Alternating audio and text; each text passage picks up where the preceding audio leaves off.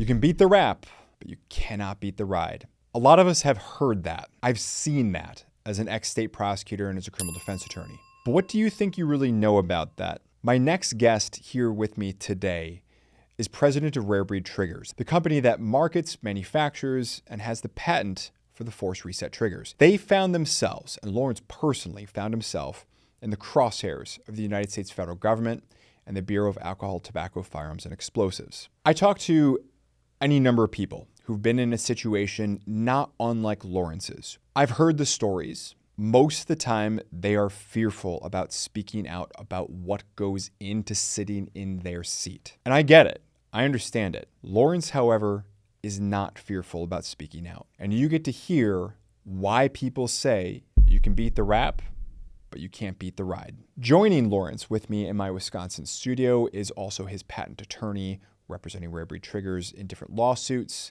Glenn Bellamy. Both gentlemen sat down to chat with me about the entire lawsuit, the settlement agreement, you name it. And it was a really interesting discussion that was really long. So we're splitting it up into different parts. You're watching part 2. You can beat the rap, but you can't beat the ride. And then part 3 coming up. As soon as they got off the X, the feds coming after them, they immediately got sued by 11 different states. So guys, without further ado, let's get into it.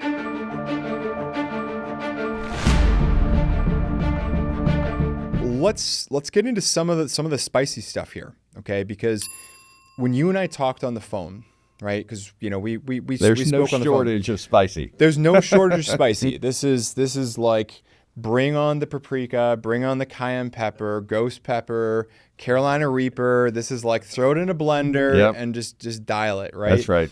So that's where we're at with the spicy level here. Now I realize we may not be able to go into everything, right? Because you do have pending litigation, and you want to make sure that everything is, of course, going to be good to go. You don't want to disturb the balance of whatever might be coming up ahead.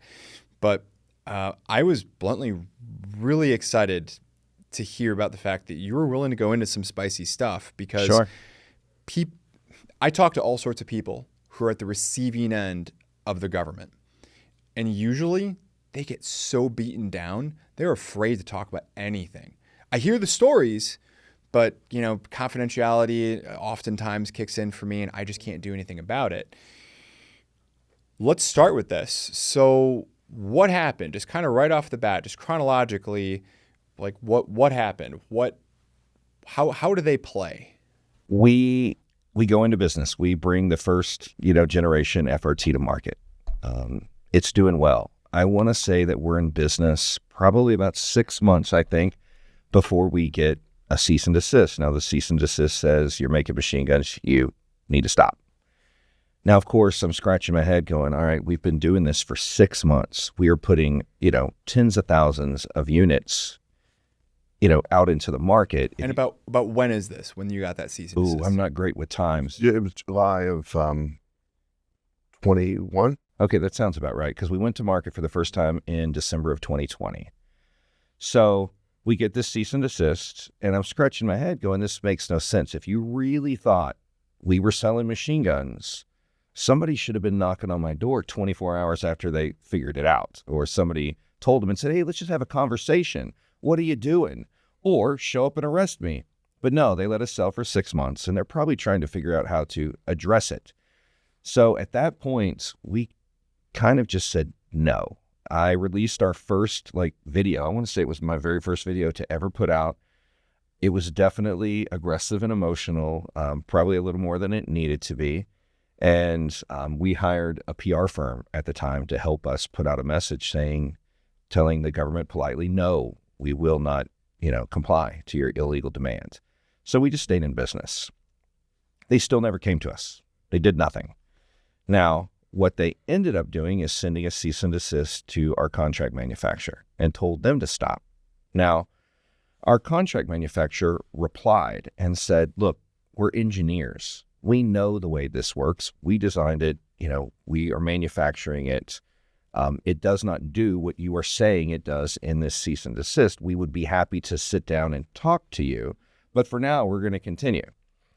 Well, they didn't respond. They just kicked in their doors, guns up, and raided the place at gunpoint, held everybody at gunpoint. It was not a good day for them. Took their computers, took their records, stop the machines producing. About where are we now in the timeline, give or take? It was months. Got it. So we're late 21 now somewhere. Sure. Okay. And of course, now we're still putting tens of thousands more FRTs into the market when at this point, they've still never come talk to me. Just show up a front door? No, like nothing. Now, that is when everything kind of came, to a little bit of a screeching halt after they had raided our manufacturer. I want to say at some point here is when and I'm going to mess this timeline up, but we filed our first action in the Middle District of Florida seeking a declaratory judgment. And declaratory judgment is just basically you're asking a judge to say, hey, you guys are good to go here, right? Like here's our concerns. We'd really rather not be litigating this while we're wearing orange behind bars. Can you just step in and call the play here? That's right. We asked him to, compare the facts, apply the law and tell us that this is not a machine gun. Now, I really feel like it was going our way. Our attorney at the time ended up with COVID and missed a joint filing date, with the DOJ. And I don't even remember what the just some sort of status report. Yeah, I think it was a status report. And the judge just booted the case. And I think, honestly, he felt like it was going to go our way and didn't want to be behind that. I mean, just kind of hindsight. And so he just booted it.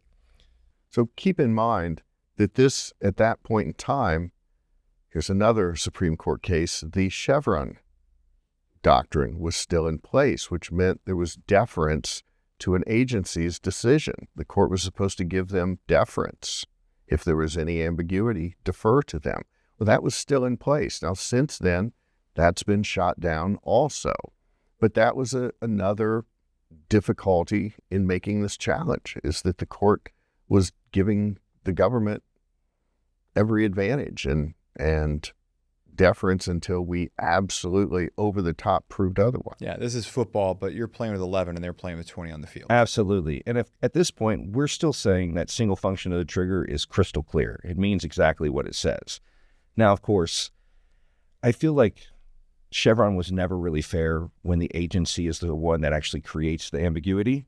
And then, we get to solve the ambiguity too. No, it didn't really work for me. But it's not an issue anymore, but they created so much ambiguity, single function of the trigger, single pull of the trigger, single continuous pull of the trigger, and analogous motions. Like they came up with half a dozen or more different phrases to mean single function of the trigger. So at this point, we are moving from Florida. Our headquarters were in Florida, and we were moving to North Dakota. There's a lot going on in North Dakota at the time. The frack is there. We're trying to hey, this might be a better place for us. We move everything, offices, we move everything. We've got our inventory up there, and we file another action. But now we're in the District of North Dakota, and we're seeking a declaratory judgment. The government, at this point, I don't even want to say they really got creative. They were just good at what they did. They ended up getting the case dismissed. Rare Breed Triggers with an LLC. As the president, I live in Austin, Texas. They used the nerve center test and said it was improper to be in North Dakota. Gone. A little bit creative, but well done, DOJ. Right. So at this point, we're like, all right, so they're telling us this isn't the place to be. We might as well just move to Texas. So we're trying to find a home. Of course, we're trying to find a favorable home, but we're trying to find a home and, make it our own. So before we get everything moved to Texas, they hit us in the Eastern District of New York. And I actually remember as I'm sitting on the stand in the Eastern District of New York, I don't remember which AUSA asked me on the stand, but, why didn't you file again, in Texas? I'm like, because you beat me to it. Like you got me here in the Eastern District of New York first. Now, they got extremely creative when they came at us in New York because they didn't come at us for selling machine guns. Yeah, they didn't come at us for, selling or transferring machine guns. And they came at us for mail fraud and wire fraud, but not even criminally. They came at us for civil mail fraud and wire fraud and conspiracy to commit both. And there is a statute, which you can probably speak to a little bit better than I can, but it's 1345. And the only relief that is even available to the government in a 1345 action is injunctive relief to stop the ongoing fraud while they build a criminal case. So they get this preliminary injunction against us, and they don't bother building a criminal case. So essentially, they've got a permanent injunction, or at least that's the way that they treated it. Can you add to that? You know, once that preliminary injunction was in place, well, then nothing else happened. You know, there was an appeal to the Second Circuit on it, on the procedures and the preferences that the judge gave and so forth. But, you know, it went nowhere. It was essentially a permanent injunction, and it prohibited Rare Breed from selling, from doing business. Anything. Right. And if you're not doing business, you can't pay for attorneys. And if you can't pay for attorneys, they won. Like, game over. And the plan was, being that you can't really tell if it is mail fraud or wire fraud or conspiracy without first deciding the predicate issue of whether or not they're machine guns. And was their theory for mail fraud and wire fraud basically that you guys were knowingly selling machine guns and you're taking payments for it, and that's how, basically, in a nutshell, that's what trips these wires? Absolutely. Every payment we took would have been, you know, wire fraud, and every package that we shipped would have been mail fraud, but that is it in a nutshell. You know, you've pointed out already, but it bears repeating. You guys were manufacturing, I mean, if you don't want to say it out loud, it's probably part of lawsuits, but I know that it's over at least 100,000. That's right. What were sold, right? That's right. And that's then. That's then. Well, I appreciate you tuning in. My question for you as you're listening to this and as you're watching this is this. How fair and even-handed do you think this process is? As a taxpayer, as a citizen, what's your reaction? Is this one of pride or is this one of anger? Let me know down in the comment field below. Be sure to hit like and share this video around. Stay tuned again for part 3 about the new wave of lawsuits coming out. Without further ado, let's get back to the video. So we're next door to Milwaukee, right? If the police know that someone out there is churning out Glock switches, or, you know, they're making illegal machine guns, whatever, right? Yeah, they're filing down whatever, they're drilling things they shouldn't be drilling, you name it. I mean, they're not sending a cease and desist. They are kicking doors. Right. They're not suing you for civil fraud. In the Eastern District of New York. Right. Yeah. That's not the way that this goes at all. And any intellectually honest person would agree with you. And we actually even had some of our experts get on the stand in New York and say, this makes no sense. They should have shut them down 24 hours after they heard this happened. Meanwhile, they're letting them just continue to conduct business, and they're just letting it happen. So that's not what you would do. Can you imagine you've got somebody selling fentanyl on the street, but you wait a year to go arrest the guy? No. Or you've got a guy that's selling tens of thousands of M16s or Uzis full auto monthly, and you just let him get away with it for a year? But you sent the cease and desist, so, like, we're covered, right? Exactly. Or you find that person and you just take the fentanyl, or you just take the M16s and say, we're done here. Go on your way. Right. Yeah, obviously that doesn't smell. That doesn't pass the smell test, right? They're trying to weaponize, and that was using the process against you. The weaponization of government, the weaponization of the process was clearly the play from their end. Let's get to some of those. Let's swim in some dark waters, okay? Sure. So what are some things that they did to come after you? All right, well, I know exactly where to start. So after our manufacturer was raided, it basically shut those guys down. And of course, the government had a warrant to go and raid that place. Well, we had quite a bit of inventory that had been stored in a different location in the same city as our manufacturer. So of course, when they raided, that inventory wasn't taken. And at some point, the individuals that operated the manufacturing facility went and got all that other inventory out of storage or wherever it happened to be and moved it back to the manufacturing location. They didn't even want to put it in the building. They put it in the parking lot, and I want to say wrapped it with, like, you know, plastic wrap and left it in the parking lot. They called the ATF and said, hey, we've got all this inventory. It's in our parking lot. We're not messing with it. You come get it.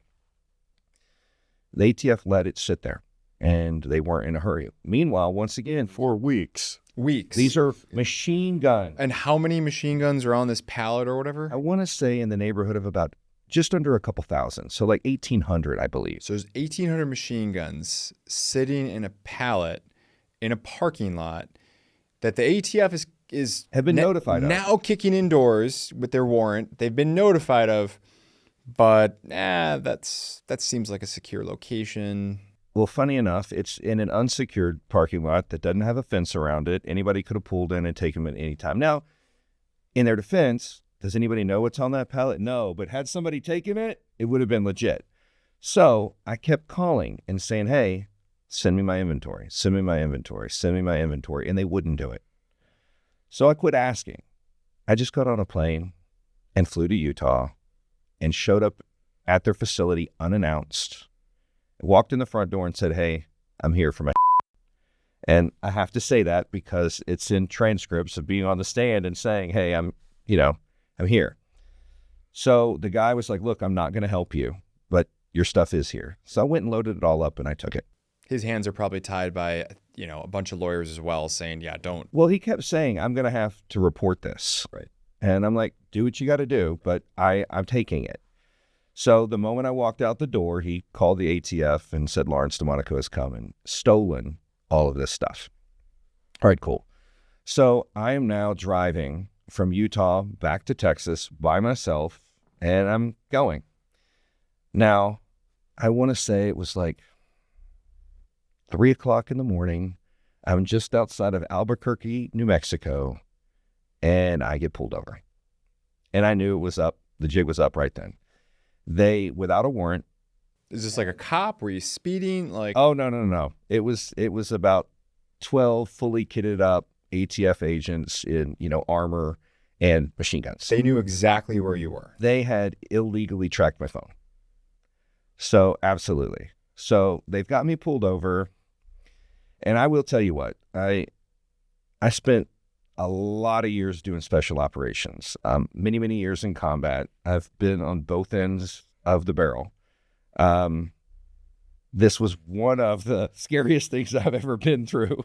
I was really concerned about getting shot by a rookie that was nervous or scared. So they pull me over. Of course, I'm surrounded and I've got lights on me from multiple angles and they're telling me, to get out of the car. So starts off, put your hands out the window. Cool. And with your, firing hand, open the door, right? And then they're like, get out.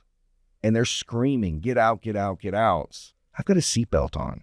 I'm not reaching for that seatbelt. Yeah. No freaking way am I reaching for that seatbelt. So I'm trying to scream at them to tell them I've got a seatbelt on, but they're not hearing me. And I'm thinking to myself, oh, today's my day. I'm about to get popped, whether it's an accident or not, but I'm about to get popped. So I literally, and I make a pointer finger and I slowly, super slowly start pointing at the seatbelt and I'm going. I'm like, man, if today's my day, it's about to happen. Well, I get the seatbelt off and, I get out and, they're telling me come back to, walk backwards to my voice, the whole bit, and boom, I'm in cuffs. Now, I want to say it was like 30 degrees when I got pulled over. I'm in flip-flops, shorts, and a t-shirt.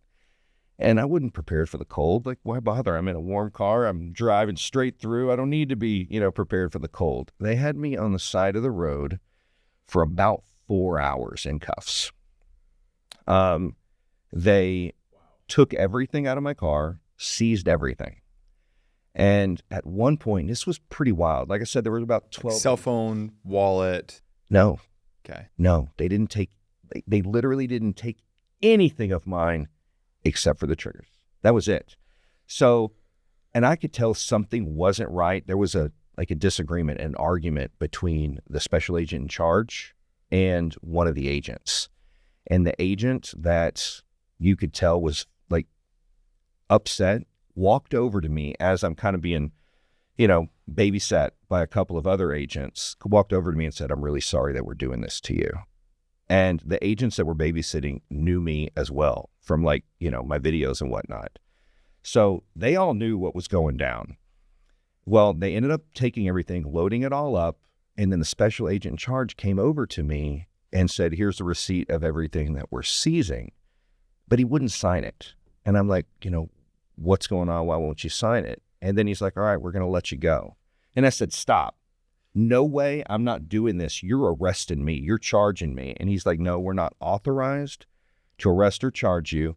We're only here to seize your stuff. You're only in possession of 1,800 illegal machine guns. Bingo. But you're getting the pass. So I literally was like, this is how you are denying me my due process. This is how you're denying me my day in court. You have to arrest me. And in this moment, I'm thinking, all right, do I need to do something stupid in order to get arrested? The answer is always no. Well, right. But I'm trying to think, like, I want my day in court. Right. And so they're not giving it to me. And I remember they took the cuffs off of me and then they scattered like roaches when the lights come on.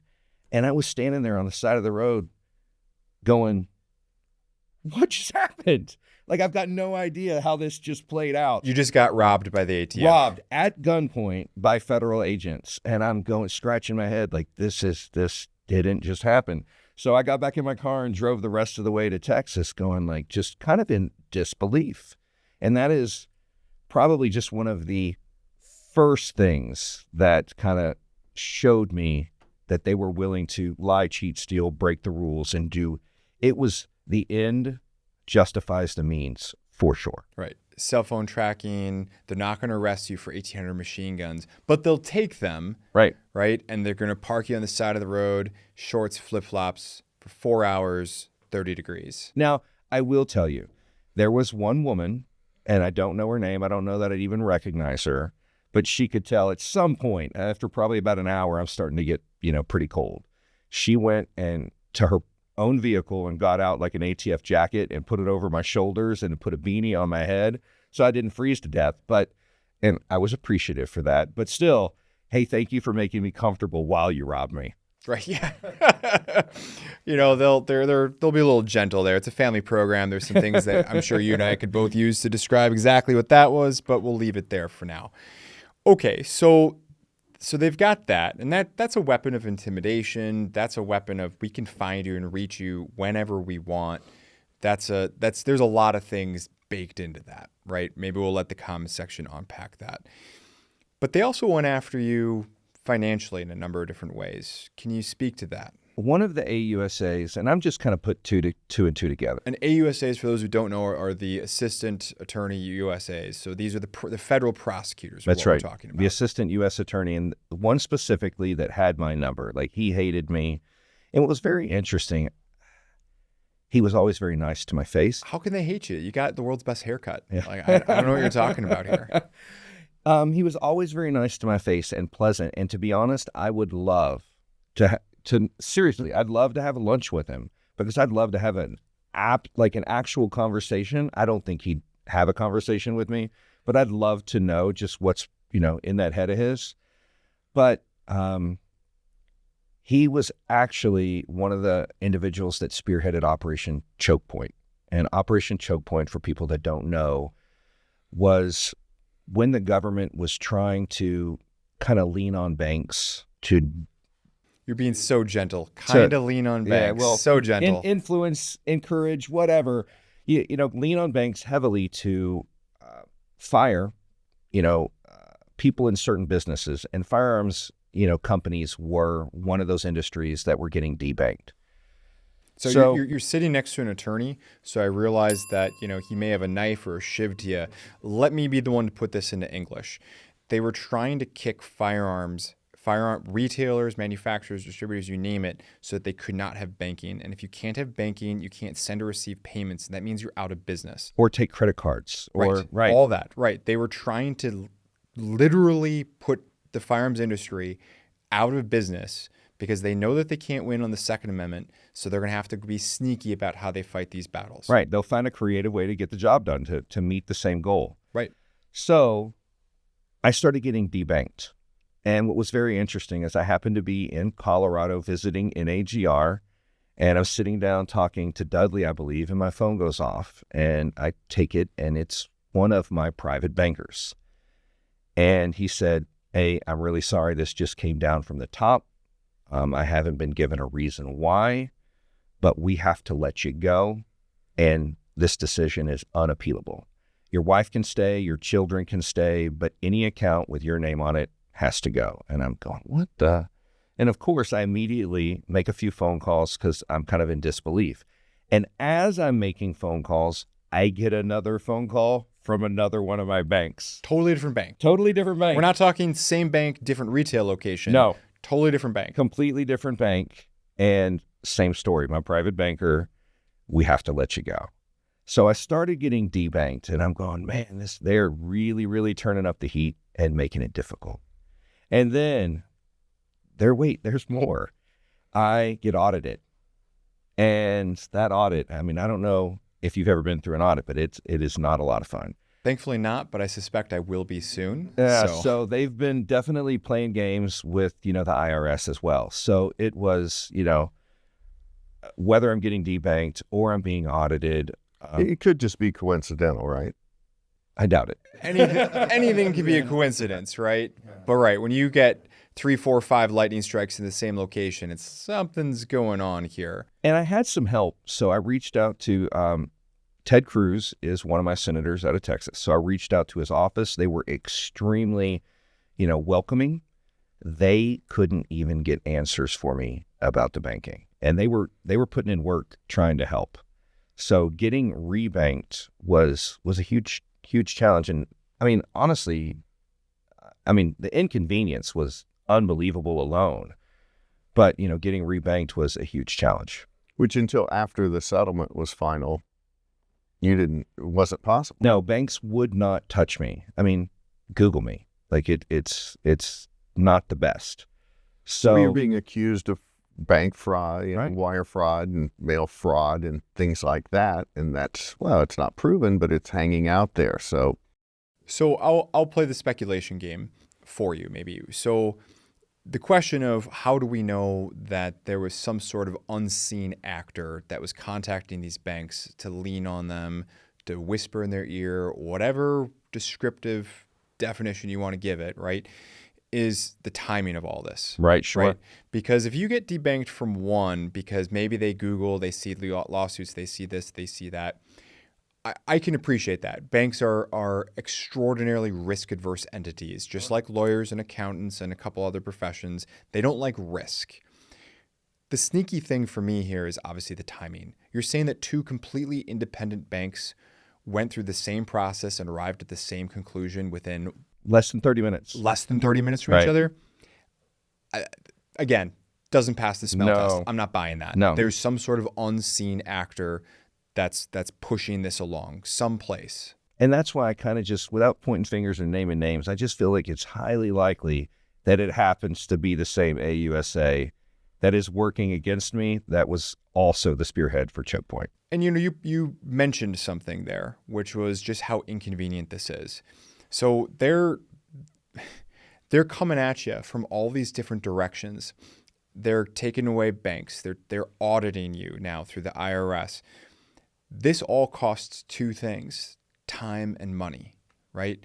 Time and money. All these things, time and money. Why is losing the bank time and money? Because it takes so long. Try moving your checking account somewhere, let alone if you've got half the operation I imagine that you've got with all the complexities with moving parts and all that kind of stuff. This isn't just a plug and play into it, Not even close. Right. And this isn't unplugging your laptop from the surge protector and putting it in the other surge protector.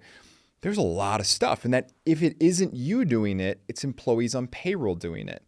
And either way, that's costing you time and money. Right. They're two most precious resources at the end of the day. And they know that. That's why they're doing it. Sure. Right?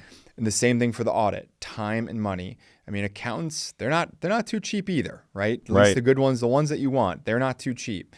So if you got to go through all this kind of stuff, and what are they doing? They've got all these cascading questions coming back to you about this, that, the other thing, that again, you're paying them to be asking those questions to source those things. You've got employees looking into stuff. Again, it's all coming back down to they are not attacking you in a straight-on fight. No. They are mugging you in an alley. Now, That's I will tell you this as well.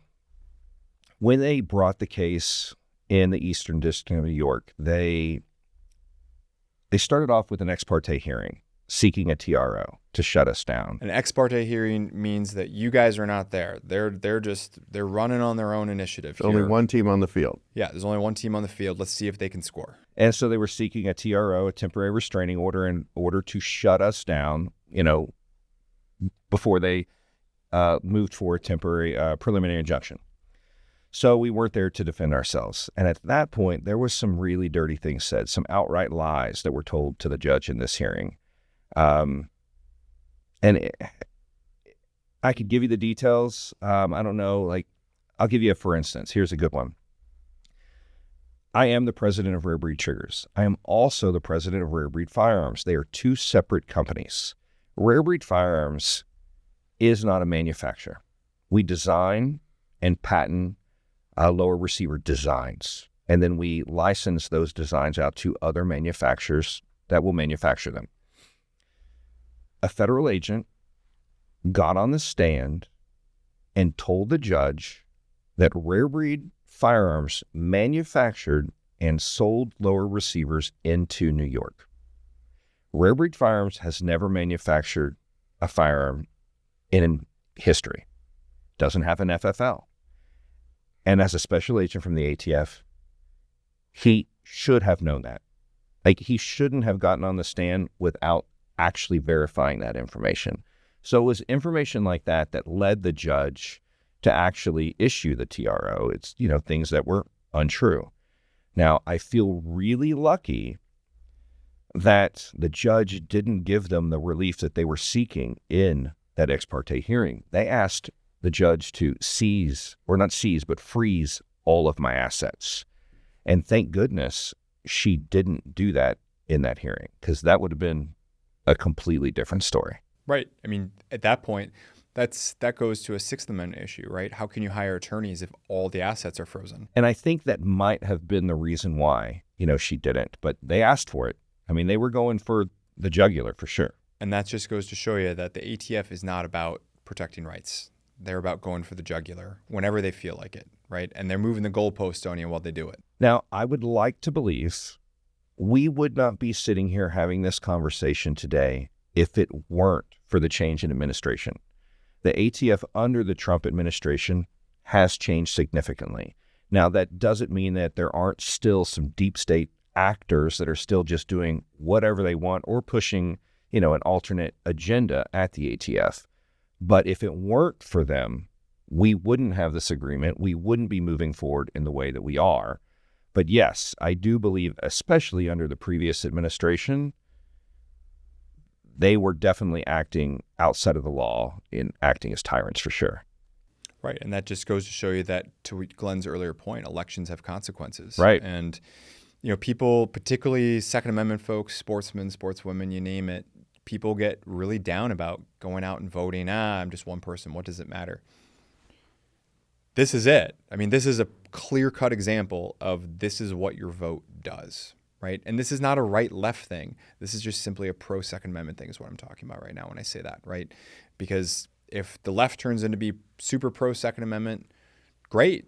But that's neither here or there right now. Okay, so they've illegally tapped your phone or triangulated your location, figured out where you were, robbed you at gunpoint, took your stuff, didn't arrest you for things that we know are not machine guns in the first place. They debanked you twice within 30 minutes of one another. You've been audited once? I would say twice. They would say it was an extension of the first. Got it, right. Again, the process, the procedure, right. Okay, so once but feels like twice maybe. And, talk to me about some of these games that they play. So, but wait, there's more. There's at least one other thing. So, as he said, Rare Breed Firearms is a separate company from Rare Breed Triggers. So Rare Breed, both of them had been enjoined from selling forced reset triggers. They weren't enjoined from selling anything else, T-shirts, stickers, or whatever. But so Rare Breed Firearms, for the first time, thought, well, perhaps we should sell firearms other than forced reset triggers, and applied for an FFL, a federal firearms license. And they This is a very interesting story. So we made it through the entire process, and the IOI and industry operations inspector, okay, that did the investigation, made it all the way through, and he was prepared to sign off and have the FFL issued to me for Rare Breed Firearms. As he was ready to turn it in, some attorney in his field office came to him and provided him with a paper, and it did not talk about the final order out of Judge O'Connor's court saying FRTs are not machine guns, but it did have the information from Judge Morrison out of the Eastern District of New York, her preliminary finding that it is likely that the government will succeed in proving that FRTs are machine guns, and instructed him to deny my FFL based on the preliminary findings out of New York. Then, of course, I had to appeal that through their administrative process, which didn't go well. And Time and money. And of course, they're going, Judge O'Connor's vacatur means nothing. This doesn't apply to us. We can do what we want. We don't need to honor his final order. We're going to go off of ED&Y. We still don't have that ironed out. Now, a part of my settlement, the DOJ through the ATF has agreed to go ahead and issue that FFL to Rare Breed Firearms. Or at least to not deny it on that basis. Right. Which was the only basis. Let's go with that. But that hasn't come through yet, but I do fully expect it to. But yes, it's another example of them playing games. The situation being Rare Breed Firearms had an opportunity to perhaps engage in some business, in other words, make some money, while I follow. Being completely handcuffed on their main business, Rare Breed Trigger's main business, and that too was blocked. Right. And that also just goes back to Dudley, that goes back to NAGR, National Association of Gun Rights, right? This is the vital role that these organizations play, because when they're coming after in this case, we're talking about FRTs, we're not talking about firearms, but point is, when they go after your rights, they're going after retailers, manufacturers, and so forth, the first thing that they try to do is pin you guys down so that you can't make money, right? They stop you from selling. They seize your assets. They seize this. They seize that. And then you can't hire the attorneys you need, like Glenn, like others, to go out to fight and to win for you. And then, what do you know? We just kind of win by default at that point, right? That's kind of that great, just the cheat code, right? Of having these groups out there to be able to pick up the ball and run with it, to be able to help out, to lend that hand, whether it's leading the charge at the tip of the spear, whether it's a little bit more in the rear of the gear, whatever the case might be. Those groups are there as a massive pressure release valve in order to help out, to push back against these kind of tactics, to push back against the weaponization of the process, the deplatforming, the debanking, all this kind of stuff. And I don't think people really understand. So if you're in a pickle like this, you don't just go, find any random attorney off of a billboard or, a bus stop bench. At any given time, we had 12, 14, 16 attorneys working on this, whether it is strategy sessions or, drafting and reviewing and editing pleadings. It was absolutely a team effort. And we've got attorneys across the country that are participating in this endeavor. And a lot of people don't realize, and I know he will vouch for me here, there isn't one pleading, not one, in either New York or even the Northern District of Texas or in Utah for that matter, that I haven't personally worked on. Absolutely. Yeah. And I was engaged in every strategy session, reviewing and editing every single pleading. I don't think people realize how much work goes into a 30-page pleading. It's insane. I was talking to someone, I won't say who, but I was chit-chatting with a pro se litigant who's one of these self-represented folks who's out there, who's trying to fight the good fight in favor of the Second Amendment. And he and I had a handful of conversations over a period of time. And he made the comment to me of, I had no idea how hard this was. No idea. I remember back when I did my very first, just as a baby attorney, I did my very first appellate court brief. And it took me probably half the time just to get the darn formatting right. Probably is not something you to deal with, but they've got specific margins, they've got rules for everything. And it's just, again, it beats you down. It costs money, it costs resources. But I want to translate what you said before into English, because I think it's really important that people understand, again, how this game is played, which is the fact that you had multiple lawsuits going on, which really, at the end of the day, there's different issues. There's a spectrum of issues, but they really all come back to the one root issue, which is, are FRTs machine guns? That's right. Right? That's really the issue that undergirds everything. So we've got that issue, and you guys won that issue through the injunction, through the vacatur, through the whole bit, down in the Northern District of Texas. But the Eastern District of New York, did they care? Seemingly not. Well, what I'll explain is there was nothing to put in front of the Eastern District of New York. Again, there was no action happening there. And in fact, Judge O'Connor carved out, he was very careful. He did not want to step on the toes of a sister court, and he would not order that court to do or not do anything, and that's proper. But he did order the litigants what they could and couldn't do, which is, you can't continue to pursue any civil or criminal cases that are based on this misinterpretation of the statutory definition of a machine gun. But they had the injunction against Rare Breed just sitting out there. But that sat there, so. Right. And then not only that, but then you've got these ATF agents or attorneys or whoever they are, then taking that injunction, ignoring the Fifth Circuit, ignoring Judge Reed O'Connor, his vacatur, his injunction, and so forth, ignoring that, and weaponizing, again, that Eastern District against you to deny the FFL. That's right. Right. So, again, this is not... Again, when I was a baby prosecutor, one of the things I thought that distinguished a good prosecutor, and really anyone in law enforcement, from someone, on the evil defense side, right, was that you should be seeking truth. We're in this for justice. That's what this ought to be. I'm going to leave it up to the audience to decide whether or not they think that that's what our tax dollars were doing at the end of the day. I'm just going to say no. I mean, 100%. Like, this was not about, and I've said this before, but I'm going to say it again. I was so naive when I started this. I really, truly thought in my heart of hearts that we would go to court, we would argue the merits, the judge would apply the law to the facts, and whoever was right on the law would be victorious.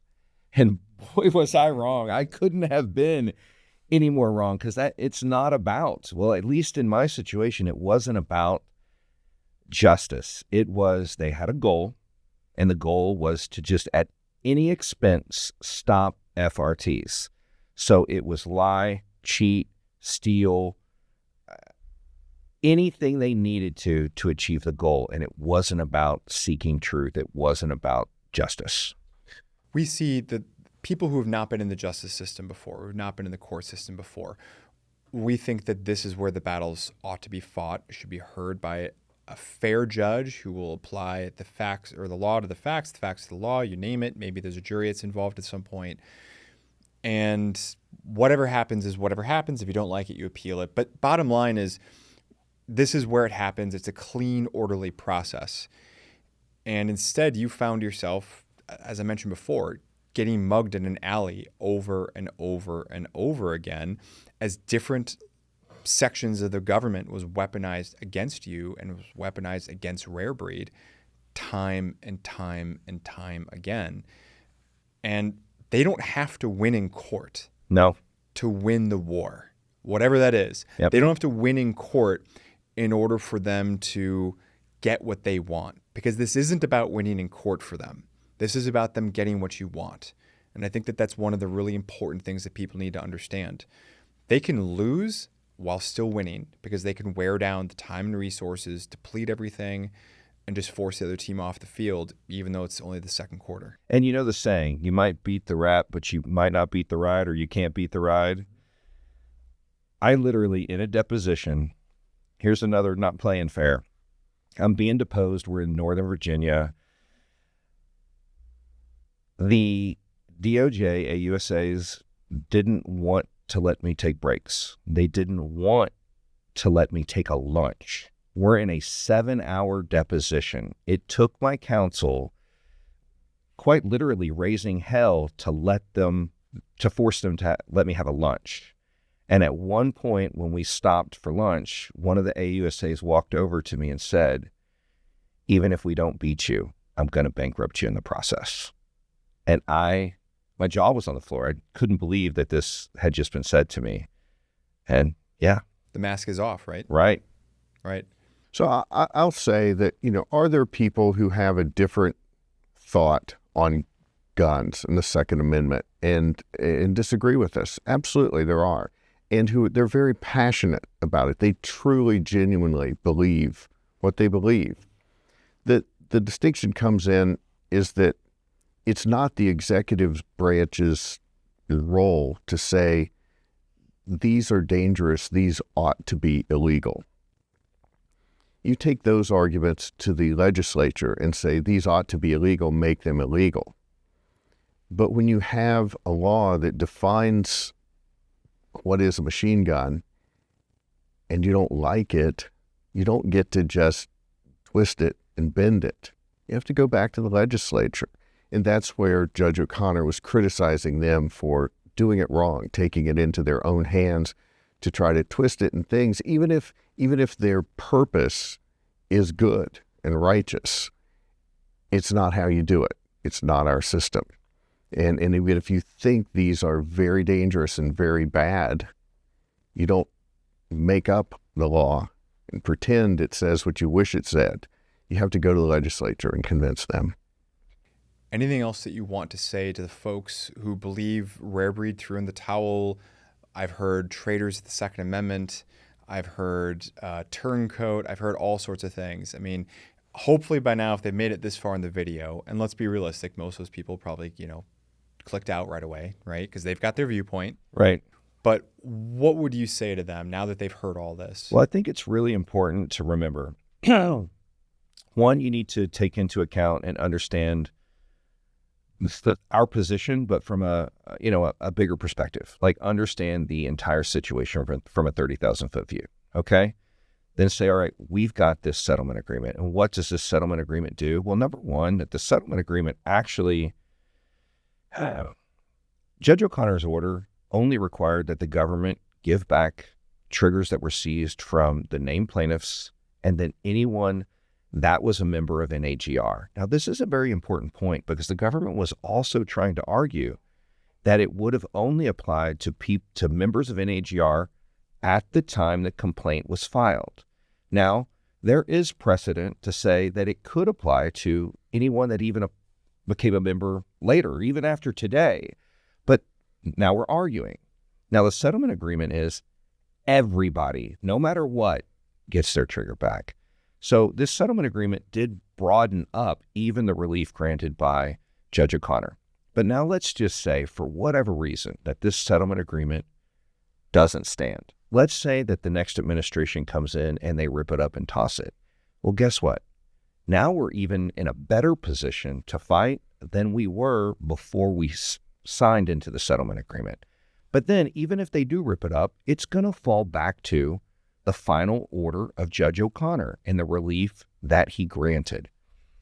One of the most important things that people just forget is that Judge O'Connor vacated the ATF's opinion that forced reset triggers are machine guns. Vacatur is universal and it should apply from coast to coast in every district and every circuit. That is very important for people to remember, and I think it's the first thing that everybody forgets. And then, of course, we've got the specific injunctive relief that you might be able to touch on a little bit better than I can. Well, it included that the government is prohibited from bringing criminal or civil cases, whether it be seizure or whatever, against anyone using that wrong, that unlawful, as he called it, interpretation of the statute. And that's huge. That's huge. And that was something that very much could have been at risk in the Fifth Circuit appeal. That could have gotten lost. They still could have found, yes, these are not machine guns, but some of that specific injunctive relief, may have fallen away. Maybe they would have said, oh, you exceeded your authority there. But now that's set in stone and it's on appeal. Something that I love to add to both of, you guys point out so much stuff, so much lifting that took place that you were able to accomplish through the settlement agreement, leaving the injunction in place, leaving the vacatur, all that kind of stuff.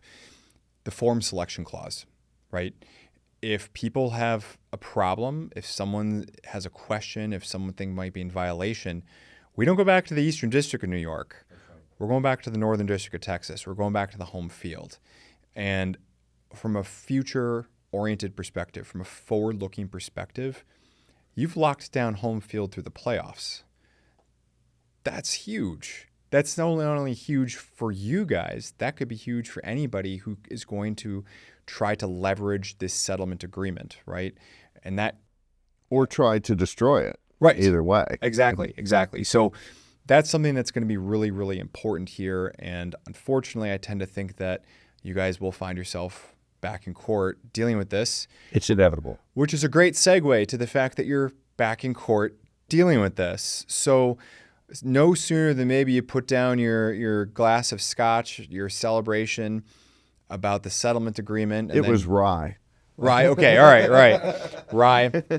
Fair enough. Then all of a sudden, what happens next? You got 11 states suing you, and as well as all the original, the batch of folks who were part of your lawsuit, right? But you've got one new curious co-defendant when the 11 states are suing you. You've now had the federal government as a co-defendant because 11 states who, let's just say, they aren't known for being pro-gun by and large, okay? Unfortunately, Colorado, it really pains me to see Colorado on that list now. But nonetheless, 11 states are now suing you all and the federal government as a co-defendant, alleging what? Once again, I'd like to thank both gentlemen for coming to our studio. Be sure to check out not only the first video if you missed it, talking about the settlement agreement, what led to that, but as well as upcoming the third video as well. We're going to close out with our ever popular quote of the day. If you've not already done so, let me know down in the comment field discussion below what you think about all of this. Is this news to you? Is this the way you pictured it?